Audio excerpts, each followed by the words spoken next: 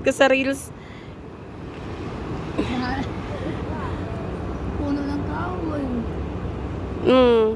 Ako. Mm. Ako nag-day off dito ah. Ah. Ako lang mag-isa. Mm. Ngayon, nandito ako sa puno na to.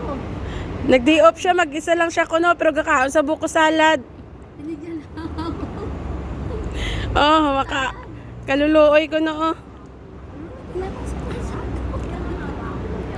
Opo, baka.